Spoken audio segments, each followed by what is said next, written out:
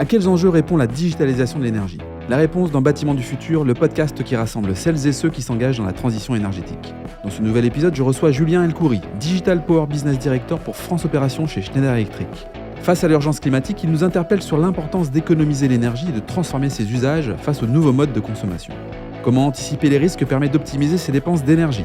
En quoi la transition énergétique amène une amélioration des performances ? Ou encore, en quoi digitaliser sa consommation est la clé pour décarboner l'industrie ? Julien nous donne les clés pour comprendre les nouvelles façons de consommer l'énergie. Bâtiment du futur, un format proposé par Schneider Electric. Bonjour Julien. Bonjour Laurent. Alors Julien, tu es Digital Power Business Director pour France Opérations chez Schneider Electric. Le sujet de cet épisode est justement la digitalisation de l'énergie. Je précise que nous sommes sur l'événement Global Industrie, dans le studio de podcast créé pour l'occasion sur le stand de Schneider Electric. Alors avant de commencer, pour mieux comprendre quels sont les enjeux de transition énergétique et digitale chez Schneider, est-ce que tu peux nous donner quelques clés ? Effectivement, aujourd'hui, Laurent, nous sommes en face à une urgence climatique. Et si nous voulons limiter la hausse de la température à 1,5 degré Celsius, tu as bien compris qu'on n'a pas d'autre choix que se tourner vers l'utilisation d'énergie plus propre, car les ressources de la planète sont limitées. Bien sûr. Donc, il y a aussi d'un autre côté, il faut électrifier les usages. Et il y a l'accélération du coût du digital qui intervient au même temps où les fournisseurs d'électricité devront répondre à cette demande grandissante pour fournir une énergie propre, stable et fiable. Oui, parce qu'on a un paysage énergétique qui évolue rapidement, tu l'as précisé, l'évolution des usages, l'urgence climatique nous amène certainement à avoir des obligations quand on est une entreprise. Effectivement, donc d'un côté, quand on dit l'électrification des usages, on va prendre un truc assez simple. Si on vend aujourd'hui de plus en plus de voitures électriques, donc ça c'est une consommation en plus. Donc d'un côté, la réponse est de produire plus, mais surtout c'est de mieux utiliser, donc aussi économiser. Et ça, on a tous un rôle de changement, d'évolution d'usage qu'on doit injecter chacun sur notre périmètre. Mais effectivement, à grande échelle, on aura l'impact. Alors, tu le précises, un monde en constante et surtout rapide évolution, ce qui amène une forme de challenge pour les acteurs du secteur de l'énergie et pas des moindres. Toi, à quel défi tu es confronté dans ton métier ? Aujourd'hui, quand on regarde un peu ce parc installé, donc on parlait effectivement des bâtiments tertiaires, des bâtiments industriels, des sites industriels de production, on remarque que souvent, dans la majeure partie des cas, il y a toutes ces données qui remontent d'équipements déjà installés, tels que les centrales des mesures, des capteurs, etc., qui ne sont pas collectées et analysées. Ce qui y amène une difficulté, notamment à mieux comprendre, je veux dire de cette façon-là, l'usage qu'on fait de cette énergie. Et là, on parle vraiment de l'élec, de l'eau, du gaz, de l'air comprimé, etc. Donc, toute cette partie-là, pour mieux comprendre notre utilisation et surtout, comme on a dit précédemment, de l'économiser, d'avoir un meilleur usage, il faut comprendre où on l'utilise. La consommation à sa juste valeur, quoi. Exactement. À sa juste valeur. Mais d'autant plus que je rebondis sur ce que tu me dis, parce que dans nos vies quotidiennes, l'essor de la mobilité électrique, on aura peut-être tous demain une voiture électrique, je ne sais pas. Ça a aussi des impacts. Évidemment, aujourd'hui, on voit de plus en plus les entreprises qui passent plutôt vers des véhicules pour leurs collaborateurs qui sont plutôt hybrides ou électriques. On voit de plus en plus des consommateurs aussi qui achètent plus de voitures électriques. Donc ça, c'est une augmentation de consommation électrique. Moi, le premier d'ailleurs. Donc, c'est bien. Moi aussi, en hybride. Et du coup, effectivement, cette partie-là va engendrer une consommation plus importante qu'il faudra effectivement économiser par un changement d'usage. Et anticiper, effectivement. Merci Julien, cette photo est très claire. Alors, se transformer pour être plus efficace n'est plus une question, tu nous l'as évoqué. Pour certains sites qui n'auraient pas encore digitalisé leur processus, ça peut présenter un certain nombre de risques. Ces entreprises-là qui ne se transforment pas, ils sont confrontés à quoi comme risque ?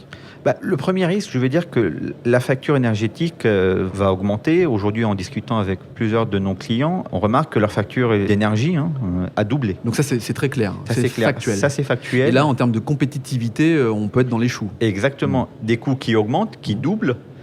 D'un côté, effectivement, il y a les compétiteurs qu'ils ont, eux, de leur côté, digitalisé, qui vont pouvoir mieux contrôler leurs coûts. Ils ont une augmentation du coût, mais qui sera plus contrôlée. Donc, ils seront plus compétitifs sur le marché. Donc, ça met aussi à risque l'entreprise pour le futur. J'ai l'impression quand même que finalement, cette accélération dans les coûts de l'énergie, dans la rareté même de l'énergie, accélère aussi finalement la recherche quelque part et les progrès en matière de technologie et de conception des infrastructures ont fortement augmenté. Est-ce que tu as 2-3 mots là-dessus ? Oui, effectivement, aujourd'hui, on remarque que nos clients deviennent de plus en plus pointus sur leurs demandes, notamment spécifiques, sur comment optimiser cette énergie, qui passe par différents processus. On en reparlera ultérieurement. Ouais. Mais il y a vraiment une recherche de comment je peux optimiser aujourd'hui avec tous les moyens technologiques qui existent. Donc, on essaye vraiment de rajouter, donc de faire des synergies entre de différents briques. Donc, si on parle d'un site industriel, donc on essaye de faire le lien entre la consommation énergétique d'un côté, le process industriel, mais aussi à des bâtiments tertiaires au sein de l'industrie, donc le confort des usages. Donc, tout ça, on essaye effectivement de faire le lien pour arriver à cet usage optimal tout en maintenant un côté opérationnel. Donc, quelque part, c'est une bonne nouvelle parce qu'il y a une prise de conscience collective qui permet finalement d'enchaîner à des actions. Alors, pour pallier ces risques, qu'est-ce que ces sites doivent mettre en place ? Par où ils doivent-ils commencer pour mettre en place un système de management de l'énergie, Julien ? Donc, quand on regarde un peu, c'est des étapes qui sont à disposition, qui sont simples, je veux dire, aujourd'hui. Structurées, quoi. Structurées, exactement. Donc, il y a la première étape, c'est déjà, il faut mesurer. Donc, s'il n'y en a pas encore les capteurs, il faut les collecter. Donc, ça, c'est une première étape. Donc, surtout ça, comme on disait avant, il y a plein de sites équipés avec des données qui ne sont pas collectées. Donc, il y a cette première étape et on rentrera plus en détail. La deuxième étape, c'est surtout d'agréger toutes ces données-là, de les comparer et surtout de les contextualiser pour comprendre. Et par la suite, c'est la partie d'étendre. Donc, aller plus loin de ça. Sur la première et la deuxième partie, est-ce que tu aurais un exemple, un cas d'usage à part entière ? Aujourd'hui, il y a le premier, c'est ce qu'on recommande à nos clients, c'est déjà de comprendre l'état actuel des usages et par type d'énergie. Et surtout, de comprendre la contribution des différentes sources d'énergie à ces usages. Donc ça, c'est important. Donc on commence par là.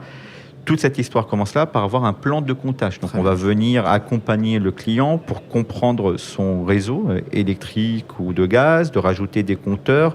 Pourquoi ? Pour mettre sous contrôle les postes de consommation importants. Parce que dans un site, il y a des postes où on ne peut pas diminuer, optimiser, et c'est important pour les opérations. Et effectivement, en fonction de ça, on peut descendre sur une granularité ciblée et surtout définir des indicateurs de performance. Donc là, on est vraiment sur cette première partie de « je vais mesurer, je vais collecter ». Donc, arrive après la deuxième étape. La deuxième étape qui est très importante. Donc maintenant qu'on a tous collecté toutes ces données-là, il faut faire quoi ? Donc on va devoir les agréger, les comparer et les contextualiser afin de pouvoir analyser tout ça pour lancer des actions d'optimisation. Donc surtout en préservant la continuité opérationnelle, le confort des occupants et la performance du bâtiment. Donc pour contextualiser tout ça, il y a effectivement le logiciel, le système de management d'énergie pour venir accompagner le traitement de ces données d'une manière simple, qui est préconsolidée pour que l'analyse soit accessible. Ce logiciel-là, il va effectivement nous permettre de contextualiser ces différents flux. Il va venir compléter des fonctionnalités d'autres systèmes qui existent déjà dans un site. Dans un site aérien, c'est un GTB. Dans un site industriel, c'est tous les softwares de process pour venir effectivement coupler cette vision d'énergie, de consommation avec les systèmes techniques plutôt. En t'écoutant, ça me paraît très simple, très limpide. Alors, on commence par connecter ces infrastructures pour collecter un maximum de données. Puis, il faut évidemment les analyser, comme tu disais, pour savoir où on va, en fait. C'est quoi la troisième étape que tu évoquais sur étendre ? Donc, sur la partie étendre, c'est l'étape suivante. C'est qu'on va ramener des applications web spécialisées. On va pouvoir intégrer, comme je disais, d'autres systèmes, tels que les systèmes d'automatisation des processus, de gestion de bâtiments, de facturation, etc. Donc, c'est des demandes qu'on voit de plus en plus de nos clients, c'est de dire on veut un système qui arrive de consolider le tout pour mettre en œuvre effectivement toute cette partie-là, pour qu'on ait une digitalisation et on ait une vraie optimisation qui est en lien effectivement sur tout ce qui se passe réellement au sein d'un bâtiment. Et Au-delà de ça, il y a aussi tous ces services digitaux associés qui vont permettre d'avoir notamment une maintenance prédictive ou bien une intervention sur des analyses plus poussées sur les datas qui sont remontées par ces différents systèmes. Bon, très bien, tout ça est vraiment très clair. Alors, pour transformer ces infrastructures, il faut les connaître, les analyser finement, tu l'as évoqué. Selon toi, Julien, quand on parle de tout ça, on parle quand même de ROI, enfin, je veux dire, on est là pour parler aussi business. Quels sont les bénéfices, quels sont les avantages concrètement de cette énergie ?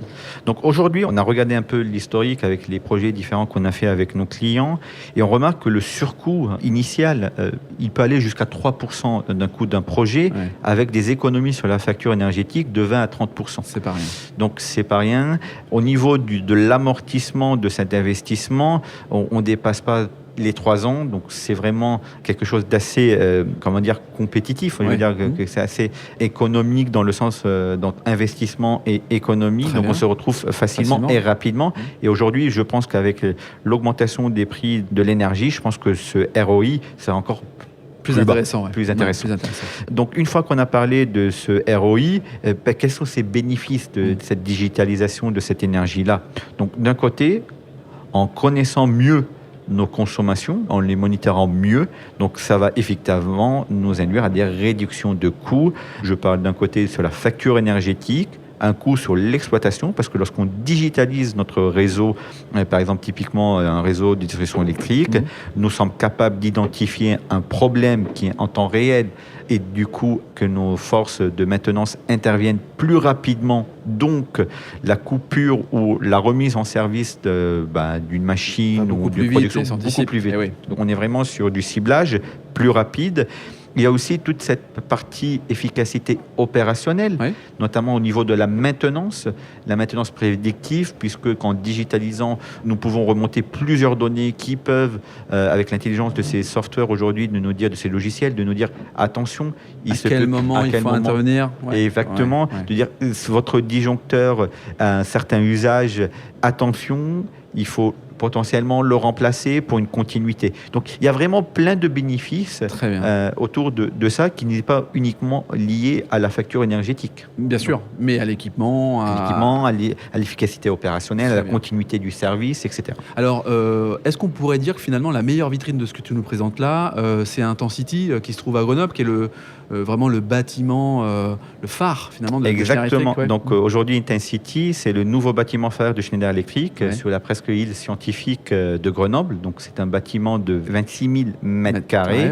Il est exemplaire à bien des égards. Il redistribue l'énergie au quartier. Et exactement. Donc, il ne faut pas oublier que nous avons 4 000 mètres carrés de panneaux photovoltaïques, ce qui représente 15 terrains de tennis, pour comparer. Ils sont installés en toiture. Nous avons 2 éoliennes verticales qui, le potentiel de production est 1 gigawattheure par an, qui rendent notre bâtiment autonome en énergie. Et comme tu le notais, Laurent, aujourd'hui, grâce à l'apport d'un mix de sources renouvelables locales et nos systèmes de microgrid, et en dialoguant avec le réseau électrique grâce aux technologies digitales, ce bâtiment s'est transformé de rôle passif, de simple consommateur d'énergie, au rôle actif. De producteur-revendeur, ce qu'on appelle, nous, le fameux prosumer. Très bien. Écoute, Julien, tout ça est très clair. Merci d'avoir participé au podcast Bâtiments du futur, un format proposé par Schneider Electric. Merci à toi, Laurent.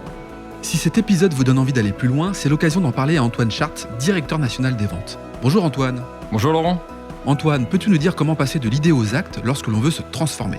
Laurent, c'est très simple. Les sujets de transformation digitale, de décarbonation et d'électrification sont au cœur de la stratégie Schneider Electric. Et comme on a pu l'entendre dans ce podcast, l'ambition de Schneider Electric est d'accompagner les entreprises du territoire sur ces enjeux de transformation. Pour entrer en contact avec nous, rien de plus simple, le site internet www.se.com ou mon profil LinkedIn où je me ferai un plaisir de vous répondre. C'est très simple. Merci Antoine. Merci Laurent.